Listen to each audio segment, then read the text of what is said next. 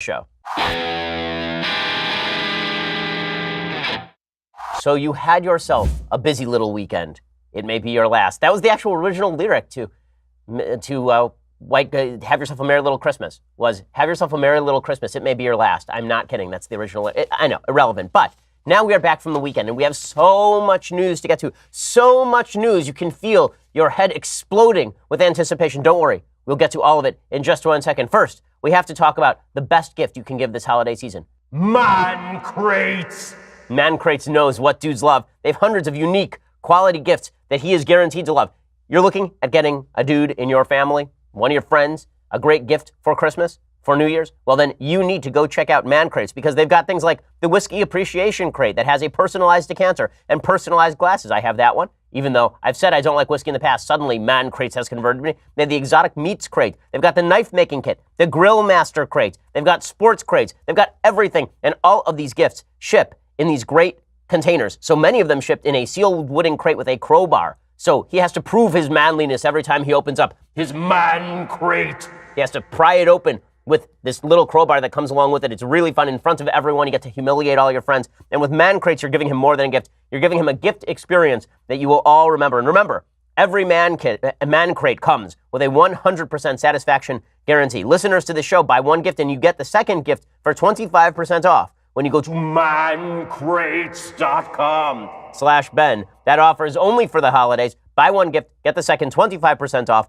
at mancrates.com/Ben. Once more, that's mancrates.com/Ben. Check that out and get that special holiday deal. So much goodness to begin your week. Okay, so much badness to begin the President of the United States' week. The President had a very, very rough Friday afternoon. On Friday afternoon, there were two major legal memos regarding President Trump's former personal attorney, Michael Cohen, that dropped. The first concerned the Mueller investigation's recommended sentencing for Michael Cohen. I'll analyze that one in just a second. The second is the more important one. This one concerned the Southern District of New York's recommended sentencing for Michael Cohen in light of his testimony regarding President Trump's campaign and payoffs to women, including former paramour Stormy Daniels. The president's bad taste in women has finally caught up with him. Here is the problem. Okay, the SDNY investigation is all about campaign finance reform. The Mueller investigation is all about Trump-Russia links.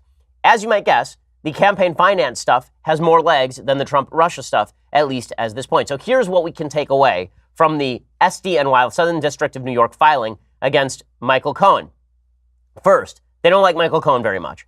This memo is written like a prosecutorial argument. It's written like a prosecuting document. As Andrew McCarthy points out, that is not atypical for this sort of filing. According to the filing, Cohen committed 4 distinct federal crimes over a period of several years. He was motivated to do so by personal greed and repeatedly used his power and influence for deceptive ends. They refused to call him a cooperating witness, meaning they didn't really want to mitigate his sentence. They want a sentence that reflects a modest downward variance from a statutory period of between 51 and 63 months. So that means they want to put him away for 3 to 4 years in federal prison at minimum. They're going after Cohen for illegal campaign contributions. Here's where things get dicey for President Trump. The wages of Stormy Daniels for Michael Cohen are jail. The SDNY is accusing Michael Cohen of having a campaign email address and of advising the campaigns. They're saying that basically he worked for the campaign without formally working for the campaign. They claim that Cohen, quote, played a central role in 2 similar schemes to purchase the rights to stories, each from women who claimed to have had an affair with individual one would be Trump, so as to suppress the stories and thereby prevent them from influencing the election. If you recall, what happened is that President Trump saw that there were a couple of stories that were going to break, one from Karen McDougal, a former paramour, and one from Stormy Daniels, a former paramour, and he then instructed, according to Michael Cohen, to go pay off the National Enquirer to go buy these stories from these women and then bury them. Now, this sort of arrangement had existed apparently for a long time between President Trump and the National Enquirer, which is something that we're going to get back to in just a second. The SDNY says that this was a campaign finance issue. Why do they say this is a campaign finance issue? Because they say basically this was a campaign expenditure. It was an expenditure designed to prevent these stories from coming out in the middle of the campaign and thereby impacting the campaign itself. And so President Trump instructed Michael Cohen to make these payments and then did not report them to the Federal Elections Commission, and this constitutes a federal crime not only on the part of Michael Cohen, but on the part of President Trump. Now, there are a couple of problems with this legal theory. Problem number one with this legal theory, that would mean that President Trump had to know he was violating campaign law. The actual standard for intent in campaign finance law that bears criminal penalties is extremely high. And number two, it is unclear whether it is actually a campaign expenditure to pay hush money to a woman. Because let's say that you were running a campaign, and then the campaign had actually paid hush money to a woman. Would that be legal? Unclear. Unclear whether you can really claim as a campaign expenditure paying hush money to a woman in your circle, or whether that would constitute an illegal campaign donation or an illegal campaign expenditure. Well, if it's illegal to use campaign money to pay off a woman, then the only other way to pay off a woman would be to not do it as campaign money, which is what happened here. That's the case that's been made by many, including a former FEC commissioner. We'll get back to that in just a second. What does this mean? Well, it means that they are going to go after Trump himself for campaign violations. There's no question the SDNY is targeting President Trump for indictment. He will find himself in a court of law if it is possible, in fact, to prosecute the President of the United States. That is a dicey constitutional issue. It is not clear whether the President of the United States is immune to prosecution. Bill Clinton was not prosecuted. He was made subject to a civil suit, which is not quite the same thing. In the Paula Jones case, a criminal indictment of a sitting president provides serious constitutional problems because you could then have a state prosecuting a president, putting the president behind bars anytime you don't like the president. You could have a malicious prosecution for a state crime in any state in the union, and then that could be used to lock up a president. So typically speaking, constitutional scholars have suggested that presidents are immune to criminal prosecution and that the proper measure for going after a president is impeachment. And then there are folks who suggest that President Trump would then be prosecuted theoretically after he left office. But all of this is speculating as to what happens as to this investigation itself.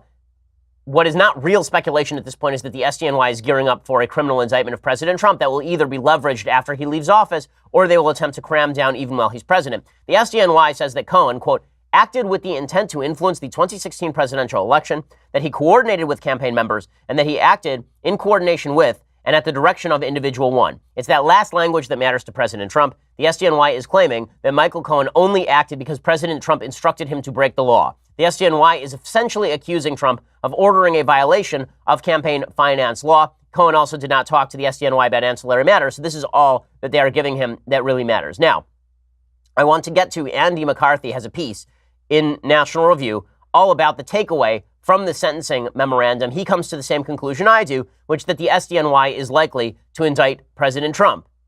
Here is what Andy McCarthy says. And remember, Andy McCarthy's been very pro the president in terms of his legal reasoning.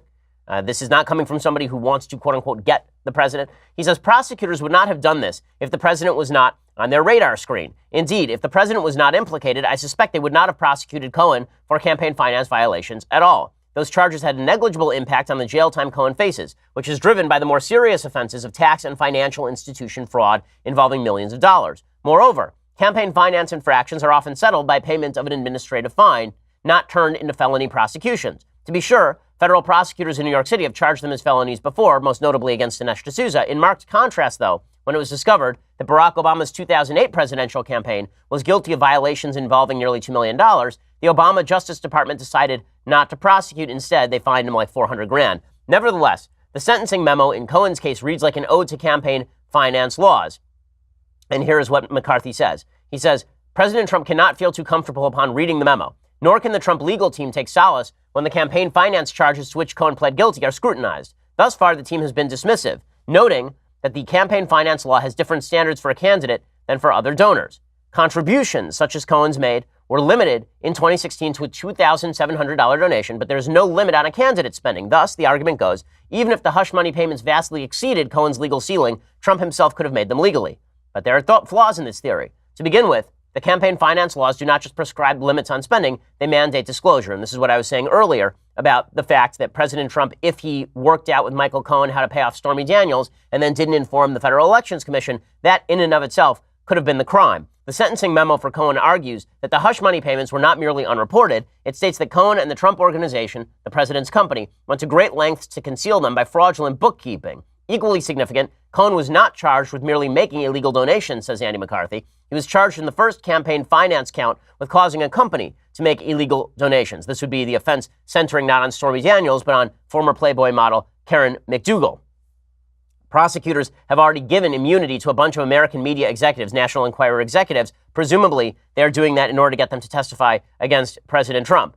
So here is what McCarthy suggests. He suggests that Trump may have a solid defense here. He says that there are a couple of ways that the president could defend himself. First, campaign finance violations have a high proof threshold for intent, as I was saying earlier. President Trump could argue that because there was no spending limit on his contributions, he did not think about the campaign finance implications, much less willfully violate them. There is furthermore a significant question about whether hush money payments qualify as in-kind campaign contributions. There's nothing illegal per se in making a non-disclosure agreement. They're quite common. The criminal law comes into play only if the non-disclosure payment is deemed a donation for purposes of influencing a political campaign. And so Trump could claim, I think rightly, that he's been making payoffs like this his entire career. So this is not having to do with the election. Whether or not there was an election, he was going to attempt to pay off the National Enquirer to silence Stormy Daniels and to silence Karen McDougal. So it has nothing to do with the election. So the payment is not a donation if it was made for an expense that was independent of the campaign. That is money that would have had to be paid even if there were no campaign. There are other salient issues as well. Justice Department guidance says a sitting president can't be indicted. If President Trump were to be reelected in 2020, he would not be out until 2024, and then the statute of limitations would have elapsed. But the bottom line is that the president is now in peril of indictment. Again, that doesn't mean that he actually will be criminally indicted. It doesn't mean that if he's indicted, he actually has to face down a trial. It doesn't mean any of those things, but it could provide the hook for the left to hang its hat upon when it comes to impeachment. Adam Schiff, again, a man who puts up his pup tent outside all of the green rooms in Washington, D.C., was on Face the Nation over the weekend.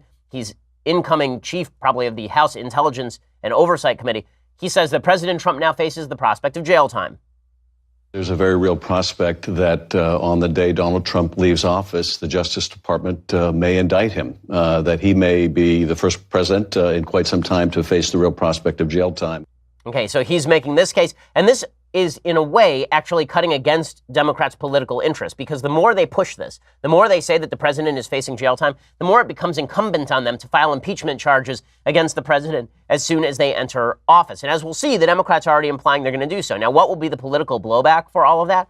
Unclear. Typical kind of conventional wisdom holds that when you try to impeach a president and fail, the president gains in strength going into his next election. I'm not sure that's the case, but I'll explain that in just 1 second. First, let's talk about how you're going to send all of your gifts this Christmas. So this Christmas, sending out a lot of gifts to friends and family. It could cost you a fortune, but it shouldn't, because you can be using stamps.com. Instead of going over to the post office and having to schlep all those gifts into the line and waiting over there, the post office is great, but you could be doing all of this stuff from home. Stamps.com brings all the services of the U.S. Post Office directly to your desktop. Buy and print official U.S. postage for any letter, any package, any class of mail using your own computer and printer, and then the mail carrier just picks it up. No trips to the post office required. It could not be easier. Print postage any day, anytime. Stamps.com is always open. And not only does Stamps.com save you time, it saves you money, because Stamps.com helps you print the right amount of postage every time, never overpay again, and with Stamps.com, you get discounts on postage you can't get even at the post office. With all the time and money you will save, Stamps.com is a fantastic gift you can get yourself this holiday season. We use Stamps.com here at the Daily Wire offices. When it comes to sending out gifts, my family uses Stamps.com. Right now, you too can enjoy Stamps.com with a special offer that includes a 4-week trial plus postage and a digital scale without long-term commitments. Go to Stamps.com, click on the microphone at the top of the homepage, type in promo code Shapiro. That is Stamps.com. Enter promo code Shapiro to go check it out. Stamps.com, promo code Shapiro for that special deal. All right, so the Democrats are painting themselves into a corner because now, if they believe President Trump has committed a criminal offense, they're almost forced to file impeachment charges in the House against President Trump. So here is Representative Gerald Nadler. He is making exactly that case over the weekend to Jake Tapper on CNN. Certainly they'd be impeachable offenses because even though they were committed before the president became president, they were committed in the service of fraudulently obtaining the office. That would be that would be an impeachable offense. Okay, so he's not the only one making this case. Denny Heck, another representative from Nevada, he was on CNN as well, making exactly the same case. The president should be indicted. Do you think there's now enough evidence to prove that President Trump committed a crime, possibly even a felony? Yes. Okay. Why? Well, because Michael Cohen pleaded guilty to it, and because they named the president individual one, which I don't think they would have done in any way, shape, or form. They weren't required to reference the president, but they did so, and I have to assume that that is on the basis of significant and material corroborating evidence that they have collected. Okay, so suffice it to say that if these crimes had been committed by a Democrat while President Obama was in office, let's say President Obama had done all of this, would President Obama be facing jail time from his own Justice Department? No, because President Obama's Justice Department was his wingman. For people who are saying that this just proves how corrupt the Trump administration is? Remember, Trump's DOJ has been allowed to go through with full investigations. Obama's DOJ was basically protecting him every step of the way. For those who say that there is no indictment possible here, remember that John Edwards was indicted. The former presidential candidate for the Democrats was indicted on similar charges. It's difficult to prove these charges. It's very difficult to suggest the president is going to go to jail because he paid hush money to a woman. Again, John Edwards, the difference in that case particularly is that John Edwards' own people were willing to stand up for him. In this particular case, the Mueller investigation, the SDNY, have cracked down on Michael Cohen to the extent that he's broken. Turning witnesses against President Trump is the key to getting President Trump indicted. Is he protected from indictment past the election? Yes. I think that it's difficult to read the Justice Department guidelines and say President Trump is going to jail while still elected president of the United States. With that said, does this provide the impetus for an impeachment? It certainly does. In a second, we'll discuss what that means for the Democrats. So, as I say, typical conventional wisdom holds that the Democrats would be worse off if they impeach President Trump than if they just sort of sit there and fulminate about him. It's still 2 years away from the election. Right? It's still December of 2018. The next election only happens in November of 2020, which is a long time. If we've learned anything during the Trump era, it's that every day lasts 1,000 years. So if the Democrats were to try and drag this out all the way through November of 2020, I'm not sure that they could keep people's enthusiasm up that long on this particular issue, especially because our perceptions of President Trump are already set. Politically speaking, we all assume President Trump pays hush money to women. Why? Because he's President Trump.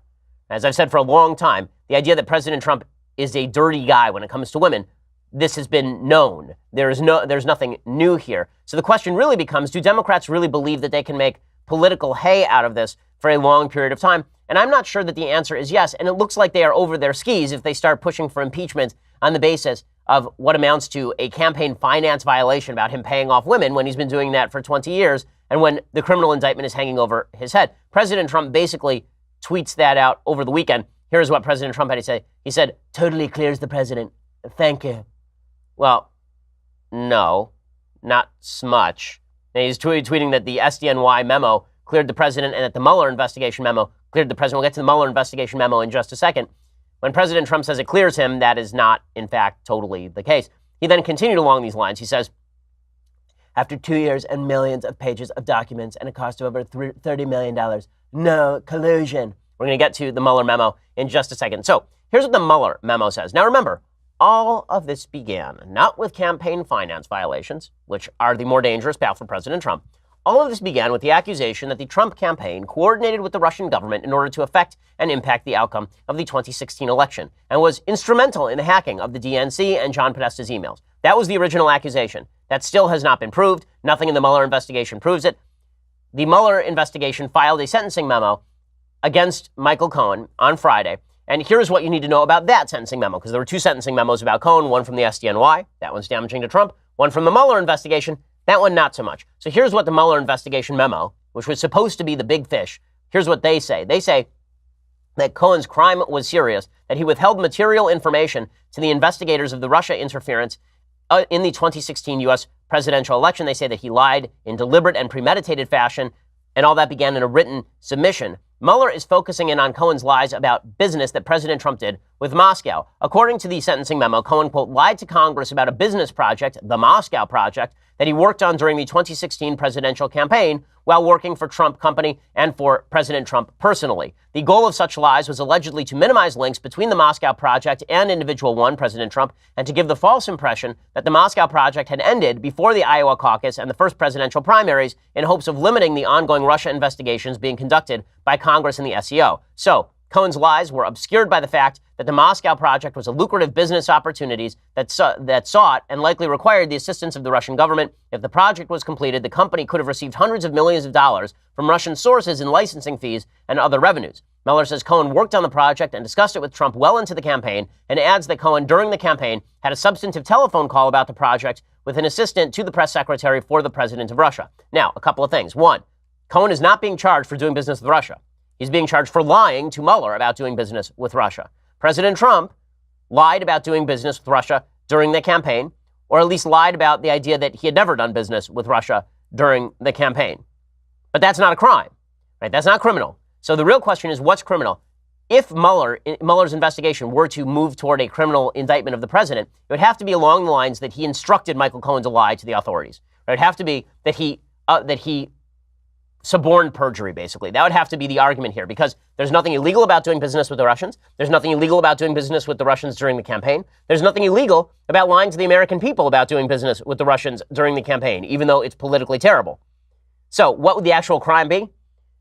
According to the sentencing memo, the only crime here would have to be President Trump telling Cohen to shut his face when he talked to Mueller or lie when he talked to Mueller. And that's sort of what the memo is saying. They say the defendant provided information about attempts by other Russian nationals to reach the campaign. They said in November 2015, Cohen received the contact information for and spoke with a Russian national who claimed to be a trusted person in the Russian Federation who could offer the campaign political synergy and synergy on a governmental level. That never came to fruition. It seems like the allegation here is going to be from Mueller that Trump suborned perjury, but there is no actual claim of that in this sentencing memo. So, bottom line, the Cohen investigation in New York, dangerous to the president. The Mueller investigation so far, not so dangerous to the president. Now, how has the president dealt with all this?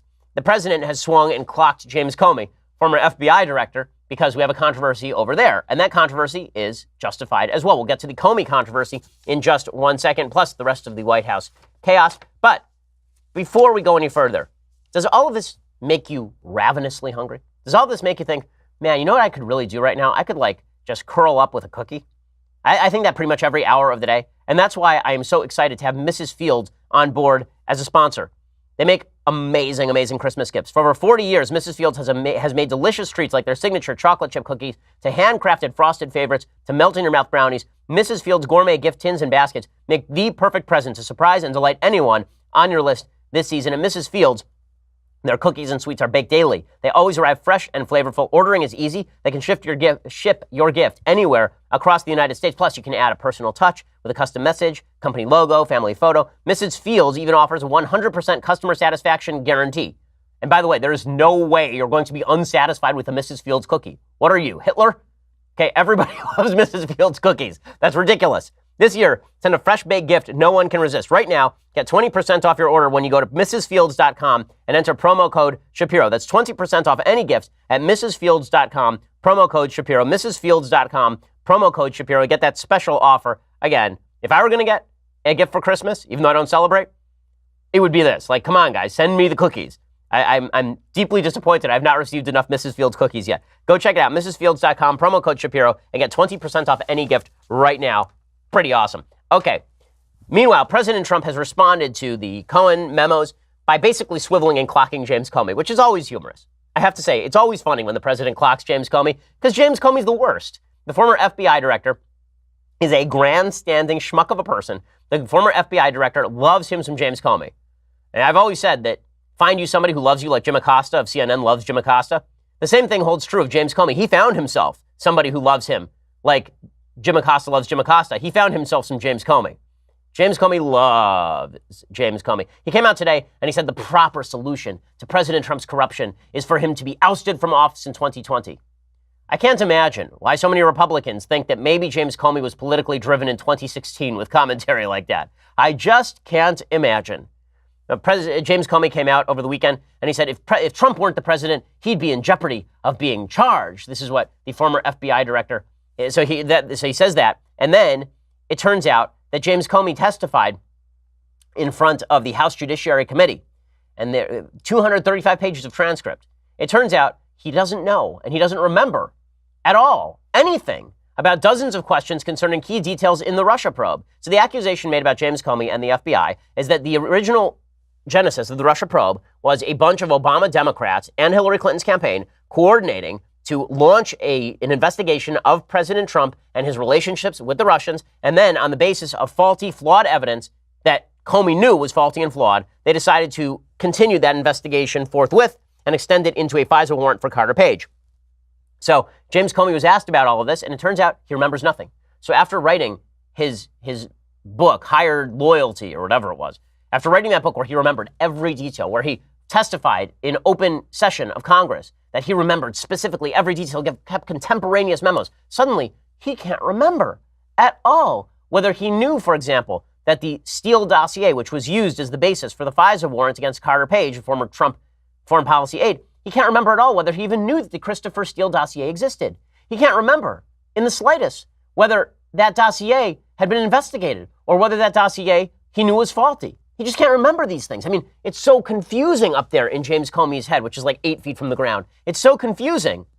According to Fox News, the former bureau boss frustrated GOP lawmakers during Friday's session, in large part because his lawyers urged him not to answer numerous questions. Comey's expected to return later in the month for another round, though blasted Republicans on his way out for what he called a desperate attempt to find anything that can be used to attack the institutions of justice investigating this president. Now, a couple of things can be true in all of this, and in fact, I think are true. Number one, Comey is a schmuck who is politically driven. Two, President Trump's behavior with regard to Michael Cohen, Stormy Daniels, Karen McDougal could be a campaign finance violation. It could certainly be a campaign finance violation. That's a possibility. Three, the Russia investigation could come up largely empty, and reach outs by the Russian government could have resulted in nothing. I think all three of those things are likely to be true.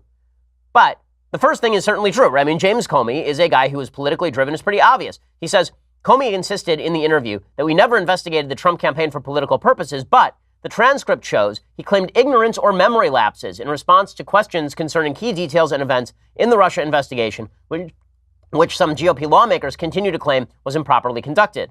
The transcript reveals lawmakers' frustration with his lack of specifics.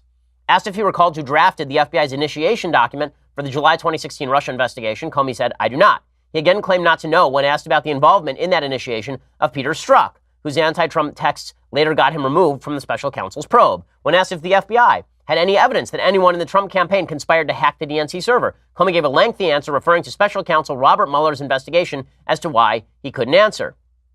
He says, I don't think that the FBI and special counsel want me answering that question that may relate to their investigation of Russian interference during 2016, and I worry that would cross the line. When pressed further by Trey Gowdy, Representative Gowdy of South Carolina, about what factual predicate the Bureau had to launch a counterintelligence investigation, Comey again claimed that answering the question would be a slope that would ask him to reveal what the FBI did or didn't know about Russian activity as it relates to the 2016 election. Gowdy asked, you can't tell us or you won't tell us? And Comey said, probably a combination of both. Yeah, all of this is deeply suspicious and does lend credence to the idea that James Comey and the FBI were being politically maneuvered by Democrats, by the Obama administration, in an attempt to target President Trump, or at least in an attempt to investigate President Trump. Maybe not in an attempt to destroy his electoral prospects, because remember, none of this stuff leaked until basically after the election, but in an attempt to see if there was anything perverse about President Trump's campaign. Representative Jim Jordan of Ohio, he says Comey couldn't remember anything, which is weird. 245 times he says, don't remember, don't recall, and don't know. What was most, I guess, the biggest takeaway for me was the don't know part. Didn't know that Christopher Steele was terminated for talking to the press. Didn't know he had talked to the press. Didn't know they continued to work with Christopher Steele after he had been terminated and continued to get his information. So I was mostly struck by that. Here's the key player, the guy who put together the dossier that was the basis for getting the warrant. And you didn't know anything about him? I find that hard to believe, but that was those were his answers yesterday. Okay, all of this is not great for the Trump administration, but it's also very bad for James Comey. Basically, our faith in our institutions has been shattered at virtually every level. Trump's election is proof that our faith in our institutions has been shattered at virtually every level. So where does all of this end up?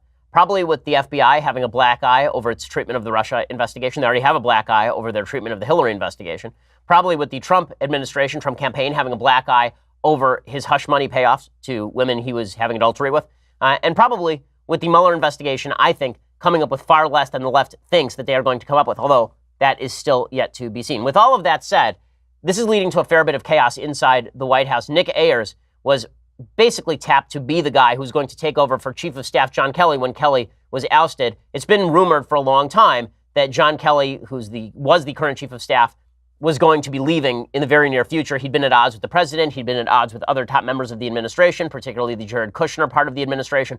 And the fact that Kelly is out is no surprise. Over the weekend, Kelly was ousted. He is leaving. And Nick Ayers, who was Vice President Mike Pence's Chief of Staff, was rumored and expected to be the new Chief of Staff, which would have at least created a certain level of solidarity in the upper levels of the administration, because Ayers is very close with all of the other teams. He's close with the foreign policy team. He's close with Pence's team. He's close with Kushner's team. He's close with all of these various teams. Well, Ayers had been tapped, and then over the weekend, he was untapped, which is not great news for the administration, because Ayers would have been a very solid pick. According to Bloomberg, President Donald Trump said he's interviewing candidates to replace outgoing Chief of Staff John Kelly and declared it fake news that top vice presidential aide Nick Ayers had been certain to get the job before withdrawing. Ayers tweeted out, "Thank you, President Trump, Vice President, and my great colleagues for the honor to serve our nation at the White House. I will be departing at the end of the year, but will work with the MAGA team to advance the cause." He's supposed to take over the super PAC for President Trump's team. When the president tweets that Ayers had not been the pick, that I do not think is true. I think that is not true. I think that the president is fibbing on that. But now they are in a bit of turmoil as to who should lead up the chief of staff position. Mark Meadows, the representative from South Carolina, has been rumored. Meadows, maybe North Carolina. But in any case, Meadows had been rumored to be the guy who is going to take over, maybe. Mick Mulvaney has been rumored. Scaramucci has been rumored, believe it or not. Like, that rumor is still floating around, which, by the way, would be the greatest fourth season comeback in history.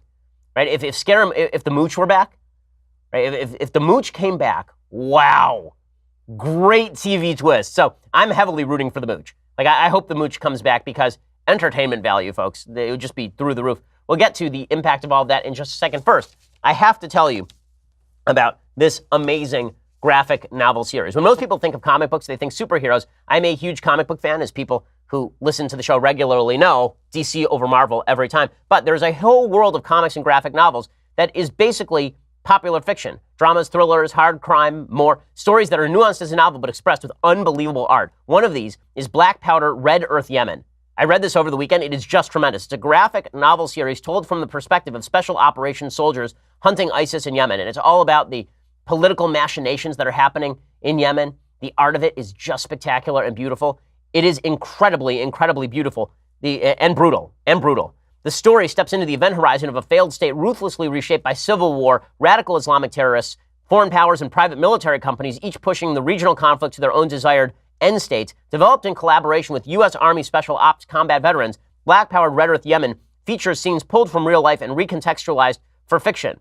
It's a fiction extrapolated from the boots-on-the-ground reality of modern warfare in places like Iraq, Syria, and Afghanistan today. It is so accurate that military members actually have consulted this, really, in looking at how military ops are run. You can pick up Black Powder, Red Earth, Yemen graphic novels on Amazon.com or the website blackpowderredearth.com. That's blackpowderredearth.com. It is not for the faint of heart. It is not for kids. This is definitely for adults or at least late teenagers. And it is awesome, awesome stuff. You can learn all about other Black Powder, Red Earth projects the creators are building to include a video game, an animated series, a tabletop war game. All this stuff is great and really educational as well. This is definitely not a book for kids. Again, it does have graphic violence and graphic language, but it's awesome. It's really good. So for people who are comic book and graphic novels fans, you're going to love it. Go check it out. blackpowderredearth.com. Again, blackpowderredearth.com, or check out Black Powder, Red Earth, Yemen, the graphic novels on Amazon.com. Go check those out right now. It's super cool. I mean, the art is spectacularly good.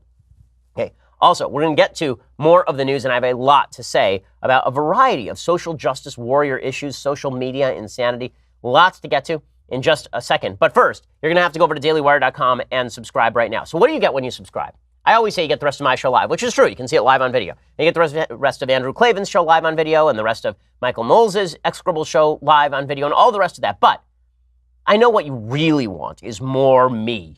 And coming up in 2019, the Ben Shapiro radio show is extending to 3 hours. That is correct. The Ben Shapiro radio show will be adding a full 2 more hours every day. More in-depth content, more commentary, phone calls, the whole deal. We're adding a full 2 hours with all the great content you have come to enjoy. Unless you listen live on radio, only subscribers will be able to get the full 3-hour show on demand. So make sure to become a Daily Wire subscriber today. Don't miss Andrew Klavan's final installment of Another Kingdom either. That's performed by Michael Knowles today.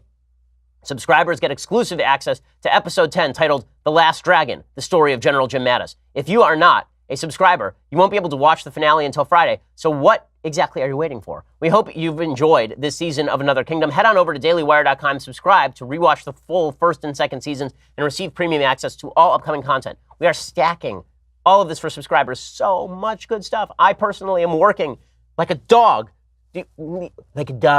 working these fingers to the bone to bring you the best possible content behind that paywall. So go check it out right now over to dailywire.com, $9.99 a month, and for $99 a year, you get all of those great things. Plus this, the Leftist Tears Hot or Cold Tumbler. View it, behold it, look at this. Wow, what unbelievable. Unbelievable. Go check it out right now. The Leftist Tears Hot or Cold Tumblr for $99 a year. Please also subscribe over at YouTube, over at iTunes. We were the number 9 rated show on all of iTunes for 2018. Yeah, slow clap for our team over here. So good job, everybody. And thank you to our listeners and our viewers for making that happen. But we should be number 1 next year, guys. I mean, I expect more of you. I do. So tell all of your friends. Go check it out right now at YouTube or iTunes. Leave us a review. That always helps with the rankings. We are the largest, fastest growing, most popular conservative podcast on the interwebs.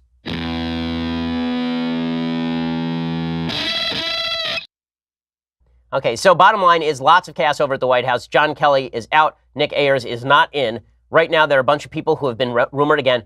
Republican Representative Mark Meadows, the U.S. Trade Representative Robert Lighthizer, apparently he doesn't want it. Budget Director Mick Mulvaney apparently doesn't want it. Acting Attorney General Matthew Whitaker might not want it. Nobody really wants it because there is so much chaos at the White House, and all of that does go to the president's governing style. The president does not make life easy for his staffers over at the White House. It's a difficult life to be a staffer over at the White House. You are on call all the time. And let's be real about this. There was a lot of chaos in the first couple of years of the Obama administration as well. But suffice it to say that with the president doing what the president does, that's a very difficult and unrewarding job. And it'll be interesting to see who he picks as his chief of staff. I just hope whoever it is able to bring together folks inside that administration in a way that John Kelly certainly could not. And I think Nick Ayers was sort of poised to. Now, meanwhile, it is worth pointing out that there is a Supreme Court ruling today. It wasn't really a ruling. It was a refusal to take a writ of certiorari on an abortion case. According to National Review, the Supreme Court on Monday declined to review lower court rulings that prevented pro-life activists in 2 states from ending public financing for Planned Parenthood. So there was a case that was going to be appealed to the Supreme Court about whether states could ban public funding for Planned Parenthood. The cases pertain to whether a Medicaid recipient who relies on Planned Parenthood for health services has a right to challenge her state's decision to defund the organization. To date, state courts in Kansas and Louisiana have found that states violate federal law by depriving Planned Parenthood affiliates of Medicaid funding solely because they provide abortion. The idea is that all of these federal programs can fund Planned Parenthood, and because they have not prevented the funding of Planned Parenthood, states can't step in and prevent the federal government from funding Planned Parenthood on the Medicaid level, even if the state is contributing. This would be a ripe political issue. Here's the problem. There were 3 justices, who voted in favor of hearing the case. These would be your favorite justices, Clarence Thomas, Neil Gorsuch, Samuel Alito. Who voted against hearing the case? Well, all of the leftists on the court, and John Roberts, and Brett Kavanaugh. Who could have foreseen that Brett Kavanaugh would not be nearly as conservative as a lot of his proponents were suggesting? Who could have suggested, that Brett Kavanaugh might not in fact be the pro-life warrior on the Supreme Court that all the people on the left thought he was, to the extent that they accused him of rape? Who could have foreseen that Brett Kavanaugh would be a moderate on the court, creating a new swing block with John Roberts? Who could? Right here. That was me. Yeah, that's right. Go back, listen to the shows. I said it at the time. So I think this is an early indicator that, and not a good indicator, that Brett Kavanaugh is going to be another moderate on the court, which is not exactly what folks need. We need an originalist perspective on the court. We don't need another, let's let all the branches get along with each other by perverting the Constitution. Clarence Thomas argued that while the cases do tangentially relate to the question of abortion, at issue is the more basic question of an individual Medicaid recipient's relationship to her state government. He said, it is true that these particular cases arose after several states alleged that Planned Parenthood affiliates had, among other things, engaged in the illegal sale of fetal organs and fraudulent billing practices, and thus removed Planned Parenthood as a state Medicaid provider. But these cases are not about abortion rights. They're about private rights of action under the Medicaid Act. Resolving the question presented here would not even affect Planned Parenthood's ability to challenge states' decisions. This, of course, is correct, but that didn't stop Kavanaugh from preventing this case from being heard. All it takes to get a Supreme Court writ of certiorari heard is 4 justices voting in favor of hearing the case. Kavanaugh voted against hearing the case. Not a great early indicator from new Justice Kavanaugh on how he will rule in future cases, not only concerning abortion, but considering hot-button political and federalism issues. Okay, meanwhile, speaking of hot-button political issues, I got to tell you this story about how out of control the media are. So the social media networks right now are completely out of control. I mean, insanely out of control. How out of control are the social media networks? On Sunday, there was a kid named Kyler Murray. He just won the Heisman Trophy. He's the Oklahoma quarterback. And he became the subject of a piece from a USA Today blogger named Scott Gleason. What did Gleason do? Gleason wrote an article shaming Murray immediately after he won the Heisman over some tweets he wrote when he was 14 years old. I kid you not. Gleason wrote, the Oklahoma quarterback's memorable night also helped resurface social media's memory of several homophobic tweets more than 6 years old. When Murray was 15 years old, he tweeted at his friends via his since-verified Twitter account using an anti-gay slur to defame them. So Gleason later updated his piece to include Murray's apology. Murray should not have apologized. Gleason should be fired. Honestly, there's no journalist in America who should be being paid to dig up tweets from a 14-year-old right after that person wins the Heisman Trophy. Basically, you do something prominent in American life, you do something successful in American life, and suddenly the trolls come out of the woodwork. And what I love most about that USA Today article from the schmuck Gleason, what I love the most about it is the way that it is phrased. The quarterback's memorable night also helped resurface, passive tense, social media's memory. Social media doesn't have a memory of several homophobic tweets more than 6 years old. Now, what happened is Gleason actively went and searched out the F word with regard to gay people, and then he found some tweets from this kid when the kid was 14, and now we're going to destroy people over what they say when they are 14. And this is the way social media works now. Social media has no mercy. Social media has no standards. The standards are constantly moving. We are not going to pretend that 14-year-olds are immune to this sort of stuff. We're not going to allow people to repent. We saw this last week with Kevin Hart. We're never going to allow people to grow and repent and get better. We're simply going to ruin them. That's the way social media works. And it gets even worse. In just a second, I'm going to explain to you how social media have basically become the new Puritans, even while they push a new standard of radical leftism. So, social media have basically decided they are the new arbiters of morality. The social media networks are going to decide the new morality. Now, for those of us who are religious, the basic idea is that God sets forth a morality, and then he judges us with both justice and, thank God, with mercy. But the new God of social media has no mercy. He is a God of justice alone, or she, or Z, is a God of justice alone. Okay, and that God of justice alone has a set of rules that are arbitrarily applied and randomly changed. And that means that Heisman winning quarterbacks can be analyzed for their tweets from 4 or 5 years ago, that Kevin Hart can be destroyed on the basis of tweets that he sent back in 2010. That we can now go back into anyone's social media history and, like God, look back into what you thought 10 years ago and then destroy you over it. And we're now extending it forward, where thought crimes that were committed outside the purview of particular social media companies can end with banning. So over the weekend, Patreon, which is a major service that is designed to allow people to basically have people give them money for a particular service. You know, we have a subscription service over at the Daily Wire, but there are lots of people who offer special services to their customers via Patreon. Well, social media company Patreon decided they were going to ban a series of people. Now, I'm not a fan of some of these people, right? So these people include Milo Yiannopoulos, who I think is a terrible human being, and James Alsop, who is they call him a far-right political commentator. He's really just an alt-right guy. He was banned from Patreon as well. Patreon also banned Carl Benjamin, known as Sargon of Akkad, who is not like Milo and not like James Alsop. The bottom line is, they shouldn't be banning any of these people. If you don't like these people, then maybe you should just explain why they're wrong and tell people not to give them money for their services. But Patreon has now banned them without any clear standard of why the ban happened in the first place. This comes after Alex Jones was banned from Twitter forever, after Apple and Spotify removed his podcast. Again, I don't have to agree with any of these people to recognize that social media has no standards, and they are unevenly applying those standards as much as they could possibly want. Because listen, there will come a point where Patreon bans me. I'm not on Patreon, but if I were, they would ban me. Where Patreon or Facebook or Twitter come after me, where they come after Jordan Peterson, where they come after Dave Rubin, where they come after Mark Levin, where they come after Sean Hannity, where they come after everyone who they disagree with on any level. That's the way these social media companies are working. Why? Because they are radically disconnected from real life. Now, I've recommended on the show before the HBO show Silicon Valley, and it's a hilarious show. The basic premise of the show is that there's a guy who's trying to start a media company in Silicon Valley, but one of the main stars of the show is a guy who's pretty obviously based on the heads of Google, a guy named Gavin Belson. That's the character on Silicon Valley. And Gavin Belson is a self-aggrandizing, new agey jerk who pretends that he is soft and cuddly when in reality he's the harshest, most terrible person. And he spends all of his time trying to force his business down on everyone. Right? He basically says that his job is to not do evil in the same way that Google's job is not to do evil, except that all he does throughout the show is do evil. But he pretends that he's actually spiritual and enlightened. I need to show you this clip from Silicon Valley to explain how it is that social media works in Silicon Valley. So this is so spot on. Here's Gavin Belson from Silicon Valley talking to a guru who he flew in order to talk to him about spirituality. What's weighing on you, Gavin? Jared Dunn quit today to join Pied Piper. I hate Richard Hendricks. That little Pied Piper. Is that wrong? In the hands of a lesser person, perhaps. But in the hands of the enlightened, hate can be a tool for great change. You're right, once again.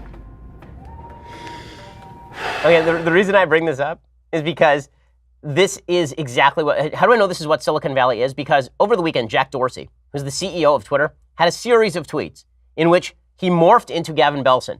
Now, I don't know how Mike Judge, the creator of Silicon Valley, somehow got Jack Dorsey to become Gavin Belson, but he did. Jack Dorsey tweeted this out. Myanmar, which is a place known for like its genocide right now, is an absolutely beautiful country. The people are full of joy and the food is amazing. I visited the cities of Yangon, Mandalay, and Bagan. We visited and meditated at many monasteries around the country. And then he continued, the highlight of my trip was serving monks and nuns food and donating sandals and umbrellas. This group of young nuns in Mandalay and their chanting was breathtaking and chilling. And then we get to my best part. We also meditated in a cave in Mandalay one evening. In the first 10 minutes, I got bit 117 times by mosquitoes. They left me alone when the light blew a fuse, which you can see in my heart rate lowering. So good. I also wore my Apple Watch and Aura Ring, both in airplane mode. My best meditations always had the least variation in heart rate. When I wasn't focused, it would jump around a lot. Here's a night of sleep on the 10th night. My resting heart rate was consistently below 40. He says, Vipassana is not for everyone, but if any of this resonates with you in even the slightest, I'd encourage you to give it a try. Okay, so the reason that I bring this up is because this is what Silicon Valley is in the end. It's a bunch of self-aggrandizing, radical leftist jerks who spend their days pretending to like meditation so they can virtue signal to all their friends while banning people who disagree with them politically. That's what Silicon Valley has become. And we're supposed to take these people seriously as our moral arbiters, but that's exactly what they do. They are our moral arbiters now, because they can mobilize the mob or they can be mobilized by the mob to go after people on a regular basis. It's astonishing. It's astonishing. So before you think social media has the capacity to control decency, recognize that the people who run social media are Gavin Belsons. They're not, in fact, saints. Okay, meanwhile, I have to talk about a couple of stories that are just insane. You know, maybe we'll save those stories for tomorrow. Should we save those stories for tomorrow? Probably. Okay, so we'll do things I like and then we'll do a couple of things that I hate. Okay, so things that I like today. There's a great book that I've been reading over the weekend called American Dialogue by Joseph Ellis, The Founders and Us. Joseph Ellis is winner of the Pulitzer Prize. And this book is basically about controversial issues from the founders' perspective and from our own. So he looks at issues like race. What did the founders think on racial issues? Where were they wrong? Where were they right? When they were talking about the Constitution, was that supposed to be a document that enshrined racism or one that fought it? It's a deep and useful book. People who pretend that the founders were not deep thinkers on a variety of issues, but were really just protecting their own sort of property and interests ought to read this book in a lot more history. The fact is that the founders were, in fact, deep thinkers with eternal ideas, and even if they were men bound by their time, they were also people who were thinking beyond the bounds of their time. And it's our job to determine what in their thought was eternal and what was bound by the limitations of the time in which they lived. Okay, other things that I like. So this was just spectacular. If you did not see the Miami Dolphins New England Patriots game last night, I'm going to show you the last 7 seconds of this game because it was one of the best things I've ever seen in NFL football. Just amazing. Here is the Miami Dolphins, who are down to their last play, 7 seconds left, 1st and 10 from their own 30-yard line. And here is what happens. 7 seconds left. Tannehill will throw it, and this will end it after the shovel, or will it? Miami running around, circling. Oh, look out! Gronkowski didn't have the angle. Touchdown! Unbelievable. Unbelievable. So it's also fun to see that done against the New England Patriots for everybody. So amazing. So I had to show that to you because when there's a great sports play, I just can't resist. Okay, with all of that happiness put aside, time for some things I really hate.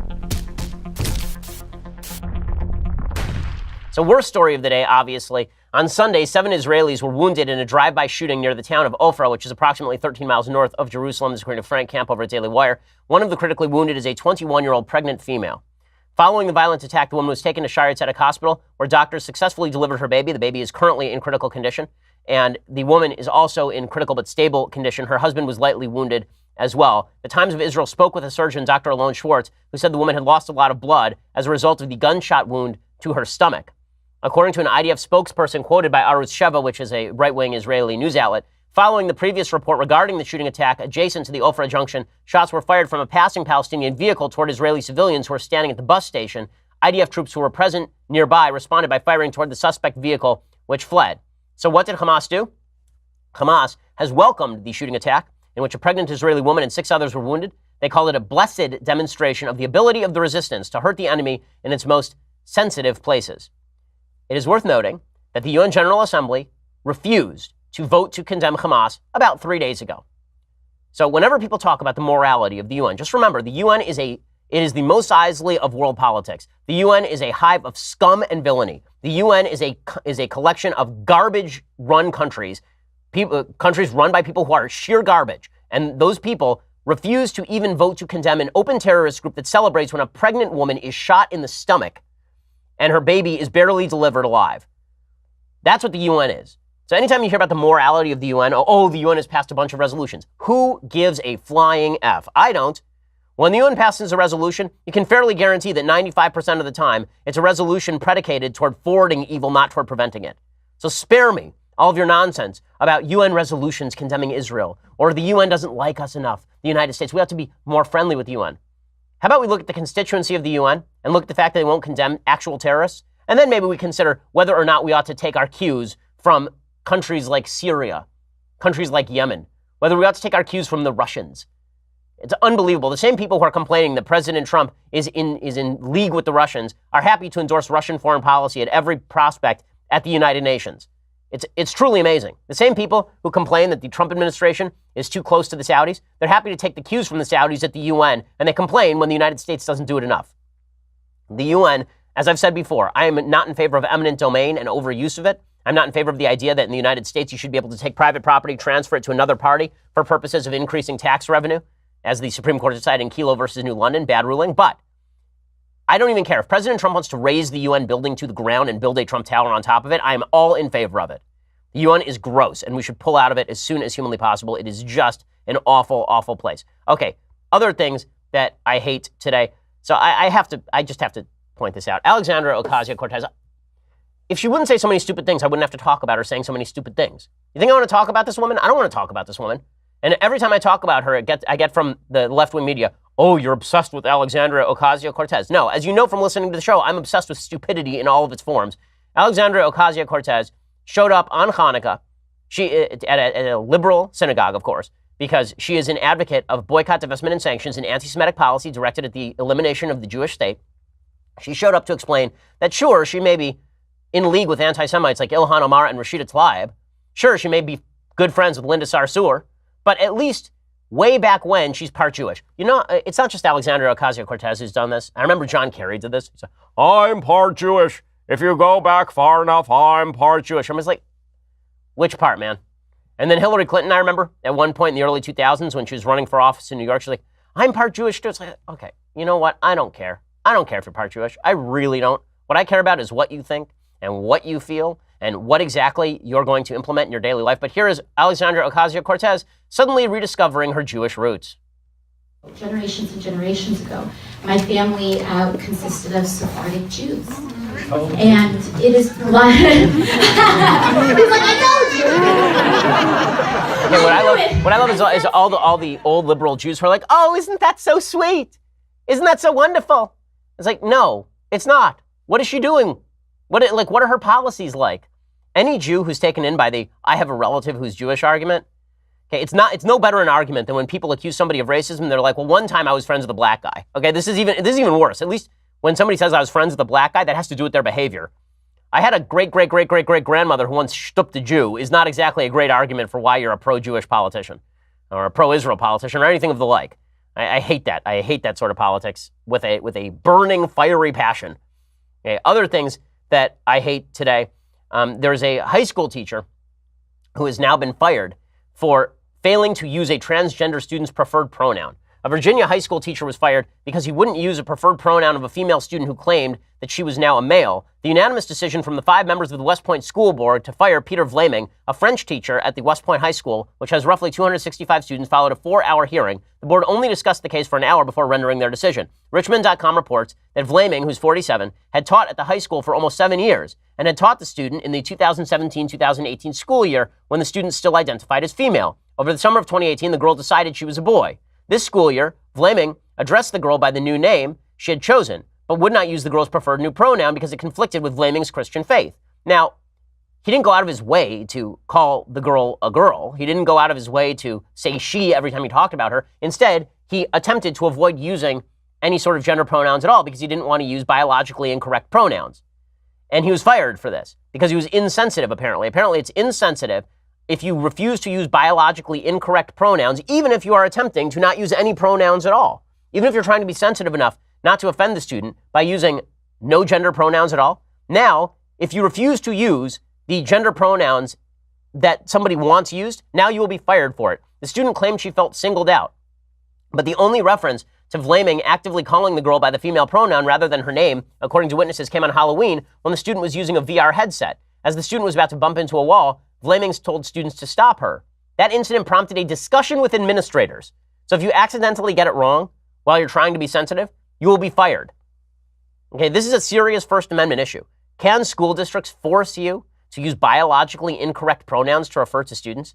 Is that something that we can do in a First Amendment loving society? Can state schools force you to do these things under the rubric of anti-discrimination? It's why I've always been very skeptical of a lot of the anti-discrimination laws pushed by the left. I think that they are Trojan horses for an attempt to cram down force on people's use of free speech. And this is just the latest example.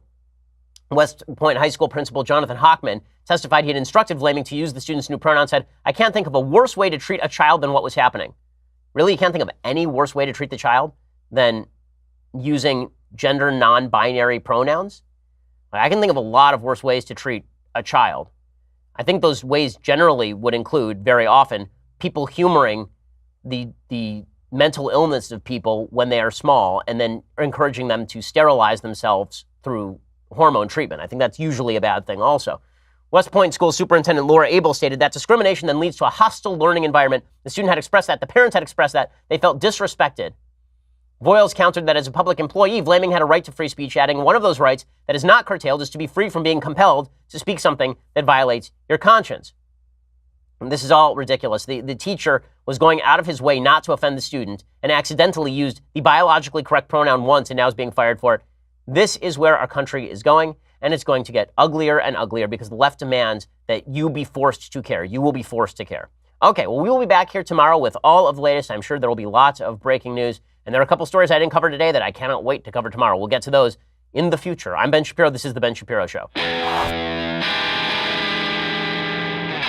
The Ben Shapiro Show is produced by Senya Villarreal, executive producer Jeremy Boring, senior producer Jonathan Hay. Our supervising producer is Mathis Glover, and our technical producer is Austin Stevens. Edited by Alex Zingaro. Audio is mixed by Mike Caramina. Hair and makeup